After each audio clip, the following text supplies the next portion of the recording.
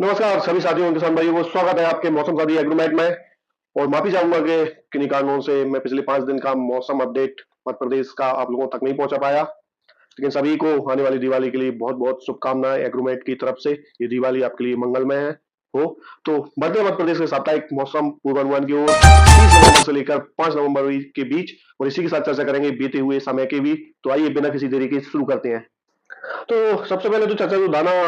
तूफान, चक्रवाती तूफान जो बंगाल की खाड़ी में बना था, मैं समय से उसकी अपडेट नहीं दे पाया। हालांकि मैं लगातार उसको वॉच कर रहा था, अगर मध्य प्रदेश में कोई मेजर इम्पैक्ट उसका होता है यहाँ पर तो मैं जरूर उसके लिए अपडेट लाता। तो चर्चा करता हूँ कि इसका क्या मध्य प्रदेश पे असर रहा। ये यहाँ पर क्या रहा कि इस तरह से ये लैंड फॉल किया भुवनेश्वर, उड़ीसा के तटों पर और भुवनेश्वर के आसपास। तो क्या हुआ, ये इस तरह से आगे बढ़ता रहा और फिर हम देखते हैं कि देखिए, इसको तूफान को लेकर काफी जो है वो हवा हवाई बातें आपने मीडिया में भी आपको देखने को मिली होंगी। और चूंकि ये काफी सशक्त हुआ तूफान, लेकिन इसका एक ही जो वो कमी इसमें रह गई कि जैसे ही ये लैंडफॉल किया, ये सतही भागों पर आया तो ये काफी उस समय कमजोर हो चुका था यहाँ उड़ीसा के आसपास जैसे ही आया। लेकिन फिर भी इसकी हम देखें आउटर पेरिफेरी थी, उसके जो बादल है उड़ीसा है, झारखंड है, छत्तीसगढ़ है, वो मध्य प्रदेश जो पूर्वी मध्य प्रदेश के हिस्से जो छत्तीसगढ़ से लगे हुए थे, सीधी है, सिगनौली है, सतना है, रीवा है, कटनी है, शहडोल है, मंडला है, डिंडोरी, और यहाँ तक हम देखें तो सागर के कुछ भाग है, छतरपुर है, पन्ना, तो यहाँ तक हमको देखने को मिले। और ये जैसे ही ये जो तूफान है वो सतही भागों पर भारत के पहुंचा तो ये कमजोर हो गया। उसका कारण क्या होता है कि जब इसमें तूफान जब यहाँ पर आ जाते हैं भारतीय जो तटीय क्षेत्रों के आसपास, तो यहाँ से जो सूखी हवाएं रहती हैं, ये जो ड्राई विंड रहती है, वो इसमें आके मिलना शुरू हो जाती है और इस कारण इसमें जो है उतनी नमी नहीं बचती है, ऊर्जा नहीं रह पाती है। और इसके कारण क्या होता है, ये लगातार जो है वो कमजोर हो जाता है। और जैसे स्थलीय भागों में ही अलग अलग जहाँ पर ये लैंडफॉल के बाद जो थोड़ा सा लो प्रेशर एरिया रह जाता है, चक्रीय हवाओं के क्षेत्र और उसके अपसे जो रह जाते हैं, उसके कारण जो है अलग अलग क्षेत्रों में जो है बारिश देखने को मिली थी। लेकिन इसमें क्या हुआ, जितना इसको बताया जा रहा था ताकत पर उस समय, हालांकि मैं इसको लगातार देख रहा था, लेकिन मुझे भी ये कॉन्फिडेंट था कि ये जो है मध्य प्रदेश को, वेदर को ये ज्यादा जो है वो प्रभावित करने वाला नहीं है। और ठीक जो है वैसा ही हुआ। ये मध्य प्रदेश में आप ये देखें तो मध्य प्रदेश की भागों की हम बात करें तो ये जो रहा 27-28 अक्टूबर को हम देखें, जो पूर्वी मध्य प्रदेश के जो लगभग जो क्षेत्र थे वहीं इसने ज्यादातर जो है प्रभावित किया। इन क्षेत्रों में हम जो कहें पूर्वी मध्य प्रदेश में, यहाँ पर अलग अलग जिलों में जो बादल देखने को मिले और किसी किसी जगह पर हल्की जो छिटपुट बूंदाबांदी है वही सिर्फ देखने को लिए। और बढ़ते हैं मध्य प्रदेश के मैप की तरफ। तो क्या है, यहाँ पर ये जो जिले इससे थोड़े प्रभावित हुए थे, यहाँ पर जो है हल्के जो क्लाउड कवर था, बादल यहाँ पर देखने को मिले थे जो 26 से लेकर और 28 तारीख की बात करूं और आगे की मैं इसमें चर्चा करूं।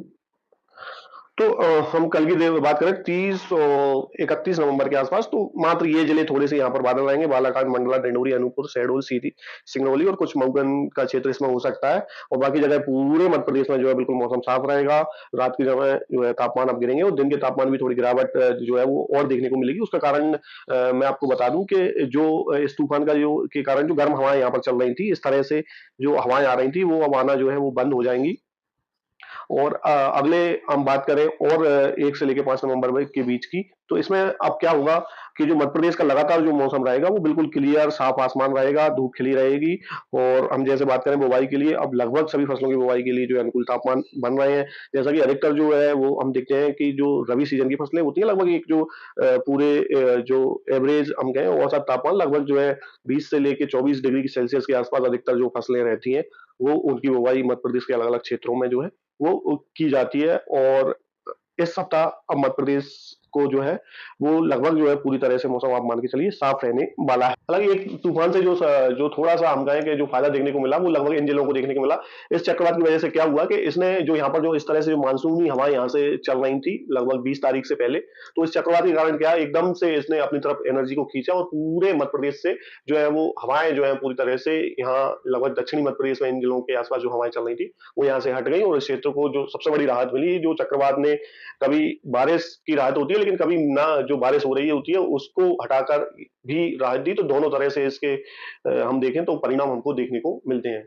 अब जो थोड़ी सी चर्चा हम जो कर रहे हैं कि जो प्रदूषण या जो गैसें होती हैं, कार्बन डाइऑक्साइड है, कार्बन मोनोऑक्साइड है, या जो वातावरण को प्रदूषित करती है। देखिए ये जो मैप है मैं आपको बता रहा हूँ, कार्बन डाइऑक्साइड की जो सांद्रता है वो अलग अलग क्षेत्रों में देखें तो दिल्ली के आसपास ये देखिए सबसे बड़ा हॉट स्पॉट यहाँ पे बना हुआ है, यानी यहाँ की हवा में बहुत ज्यादा जो है कार्बन की मात्रा है, बहुत ज्यादा जो कार्बन वाली गैसें होती है वहां पर है। फिर आप देख लें जहाँ पर धान का जो एरिया रहता है, ये बिहार के आसपास का, मान लें यूपी का पूरा क्षेत्र, इधर ये जो लाहौर के आसपास जो कुछ पाकिस्तान के क्षेत्र कह लें, दिल्ली में के और नोएडा के आसपास चूंकि क्या होता है, काफी वाहन व्हीकल है भी रहते हैं, तो वो भी कार्बन जो है इमिट करते हैं वातावरण में। और उसी समय जो पराली के जलाने के कारण जो प्रदूषित हवाएं चलती हैं उसके कारण भी ये जो है स्थिति देखने को मिलती है। हालांकि हम मध्य प्रदेश की बात करें तो मध्य प्रदेश में अभी उतना